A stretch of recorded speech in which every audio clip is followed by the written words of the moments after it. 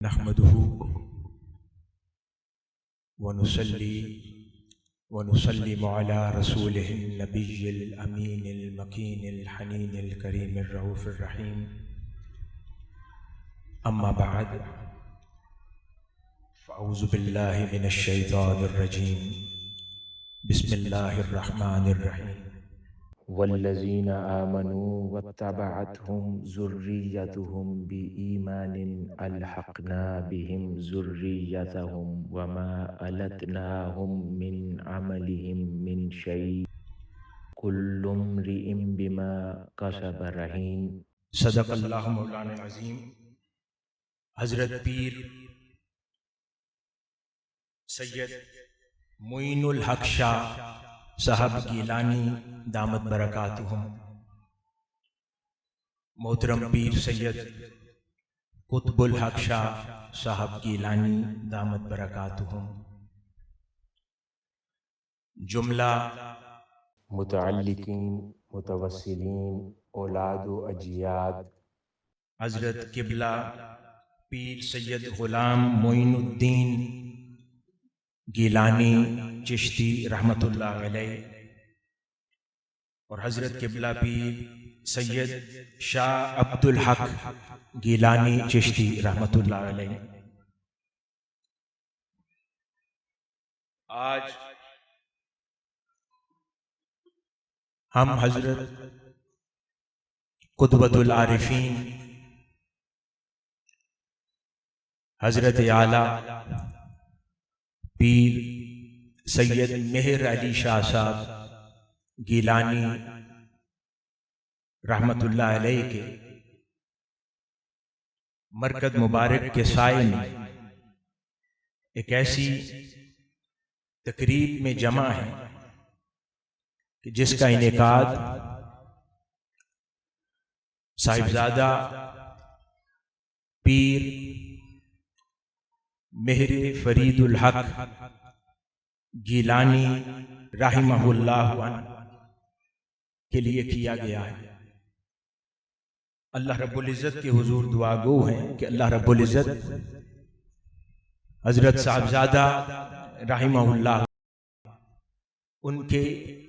درجات کو بلند فرمائے اور خانوادہ عالیہ حضرت اعلیٰ پیر مہر علی شاہ صاحب گیلانی رحمۃ اللہ علیہ کو صبر جمیل و شکر جزیل عطا فرمائے. حاضرین مکرم، اس مختصر وقت میں آج کی اس نشست کے لیے میں نے جس موضوع کا انتخاب کیا ہے وہ نہایت ہی لطیف مگر دقیق اور کم التفات یافتہ موضوع ہے، اور کتب کے اندر بھی اس کے اوپر بہت کم بحث ملتی ہے. حاضرین گرامی، قرآن مجید میں بے شمار مقامات پر اللہ رب العزت نے ایک قانون واضح فرمایا، وہ یہ کہ جنت ایسی منزل نہیں ہے جہاں انسان کی تمام خواہشات معدوم ہو جائیں، بلکہ وہ ایسی ابدی بزم نعمت ہے کہ جہاں انسانی فطرت کی ہر پاکیزہ چاہت، ہر صالح رغبت اور ہر لطیف تمنا اپنے کامل اور منزہ ترین ظہور کے ساتھ وجود پاتی ہے. اسی حوالے سے ارشاد باری تعالی ہوا، اور تمہارے لیے وہاں ہر وہ نعمت ہے جسے تمہارا جی چاہے، اور تمہارے لیے وہاں وہ تمام چیزیں حاضر ہیں جو تم طلب کرتے ہو. حاضرین گرامی، اور یہ کہنا بھی کاملاً درست نہ ہوگا کہ جنت میں اہل ایمان کی فقط طلب دیدار الہی رہ جائے گی. ہاں، اہل ایمان کی چاہتوں میں سے سب سے بلند ترین چاہت دیدار الہی اور رضائے الہیہ کا حصول ضرور ہوگا، لیکن وہ تمام پاکیزہ خواہشات جو اللہ رب العزت نے جن کی طلب اہل ایمان کے دل میں اس دنیا میں پیدا فرمائی تھی، اللہ رب العزت جنتوں میں ان کی تکمیل فرمائے گا، اور اس سے بڑھ کر جن کو اللہ رب العزت نے اپنے دیدار کی طلب عطا فرما رکھی ہوگی، ان کے آگے سے اپنے حجابات کو ہٹا دے گا۔ اسی عنوان اور موضوع پر قرآن مجید کا یہ مقام اشارہ کرتا ہے، ایسے لوگوں کے لیے جو نیک کام کرتے ہیں نیک جزا ہے، بلکہ اس پر اضافہ بھی ہے۔ مفسرین کرام یہ جو لفظ زیادہ آیا ہے اس سے مراد دیدار الہیہ لیتے ہیں۔ حاضرین گرامی، جب یہ حقیقت آشکار ہو گئی کہ جنت پاکیزہ خواہشات کی تکمیل کی جگہ ہے، نہ کہ ان کو دبا دینے کی جگہ ہے، تو حاضرین گرامی فقط اہل ایمان کی خواہشات، کھانا پینا، پاکیزہ مشروبات، پھل، جنت کے باغات، حسین مناظر ہی نہیں ہے۔ قرآن مجید ہمیں بتاتا ہے کہ اہل ایمان کی ان خواہشات کے علاوہ بھی کچھ خواہشات ہیں۔ ان خواہشات میں ان کا اپنی ذریت یعنی اپنی اولاد کو پھلتے پھولتا دیکھنا، اپنی اولاد کو نیکی کے راستے پر دیکھنا، اپنی اولاد کو اللہ اور اس کے رسول صلی اللہ علیہ وآلہ وسلم کے فرمودات کے مطابق زندگی بسر کرتے دیکھنا، اور ان اپنی اولاد کو اللہ کی بارگاہ میں انعام و اکرام سے نوازے جانا دیکھنا، یہ بھی در حقیقت اہل ایمان کو ان کی آنکھوں کی ٹھنڈک مہیا کرتی ہے۔ حاضرین گرامی، جب اللہ رب العزت کے قانون سے آگاہ ہو گئے کہ جنت اہل ایمان کی تمام پاکیزہ خواہشات کو پورا کرنے کی جگہ ہے، تو ان پاکیزہ خواہشات میں ان کی ذریت جو کہ ان کی آنکھوں کی ٹھنڈک ہے، اور قرآن مجید جا بجا اس ٹھنڈک کا ذکر کرتا ہے، اور کئی مقامات پر دعائیہ کلمات جو اہل ایمان اللہ کے حضور دعا کرتے رہے، وہاں پر بھی اس ذریت کو، بیویوں کو، اولاد کو، اور آباء و اجداد اور اولادوں اور نسلوں کو آنکھوں کی ٹھنڈک قرار دیتا ہے، اور جا بجا ایسی دعائیں قرآن مجید میں بیان ہیں۔ تو حاضرین گرامی، جب یہ مضمون سمجھ آ گیا کہ نعمات میں سے ایک یہ بھی نعمت ہے کہ اللہ والوں کو ان کی اولادیں جنت کے باغوں میں اسی طرح خوش و خرم نظر آئیں اور ان کی آنکھیں ٹھنڈی ہوں ان کو دیکھ کر، تو حاضرین گرامی یہ بھی انہی نعمتوں میں سے ہے، اور ان نعمتوں کی تکمیل مومنین کے لیے اللہ رب العزت نے جنت میں رکھ دی ہے۔ تو حاضرین گرامی، اس مقام کو سمجھنے کے بعد قرآن مجید کی وہ آیت مبارکہ جس کی میں نے ابتدا میں تلاوت کی، یہاں پر قرآن مجید میں یہ مقام کہ جہاں پر اللہ رب العزت نے پھر ارشاد فرمایا، وہ اولادیں جنہوں نے ایمان میں اپنے آبا کی پیروی کی، وہ آیت مبارکہ جو میں نے آغاز میں تلاوت کی، اور ان کی اتباع کی، اللہ رب العزت ان کو اپنے نیک اور صالح آبا کے ساتھ ان کے درجات میں جمع فرما دے گا، اور ان کے نیک اور صالح آبا کے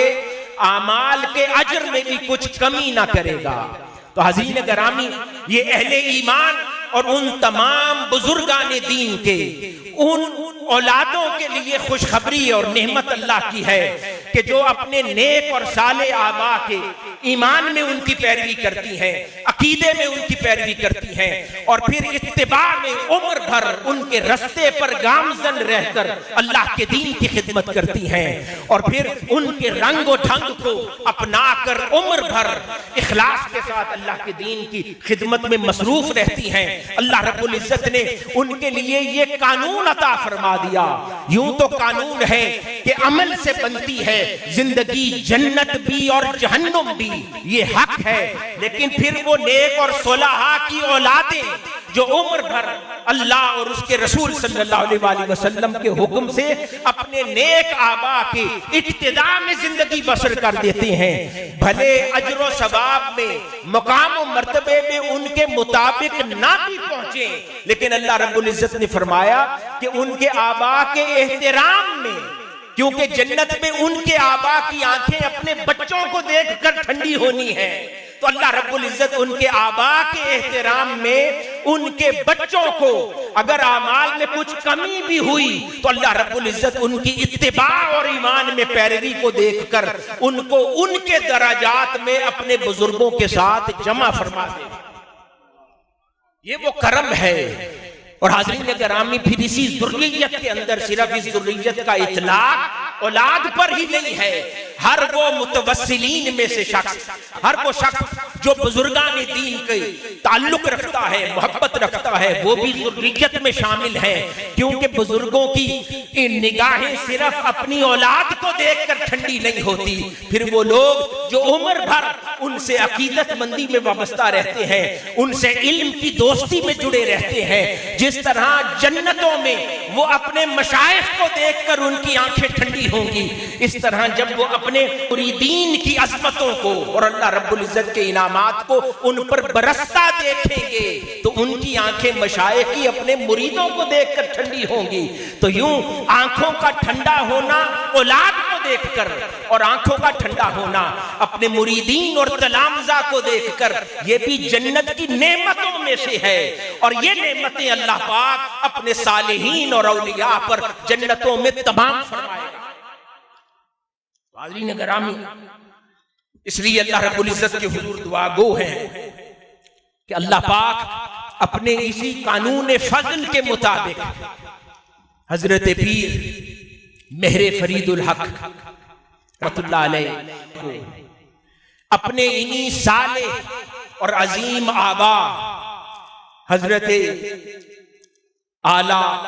پیر سیدنا مہر علی شاہ صاحب گیلانی رحمۃ اللہ علیہ اور حضرت بابو جی رحمۃ اللہ علیہ جیسی عظیم ہستیوں کے درجات میں اپنے اسی قانون فضل کے مطابق ان کو جمع فرما، کیونکہ اپنی اولادوں کو، نیک اولادوں کو دیکھ کر جنتوں میں ان بزرگوں کی آنکھیں ٹھنڈی ہونی ہے۔ اللہ پاک ان کے درجات کو بلند فرمائے اور اس خانوادہ عالیہ گیلانیہ کے فیوزات برکات کو ہمیشہ سلامت رکھے، اور حضرت اعلیٰ پیر سیدنا مہر علی شاہ صاحب گیلانی رحمۃ اللہ علیہ کی توجہات، برکات، فیوزات اہلیان پاکستان اور اس خطے کے مسلمانوں پر ہمیشہ عام رہے۔ والسلام وما علینا الا البلاغ۔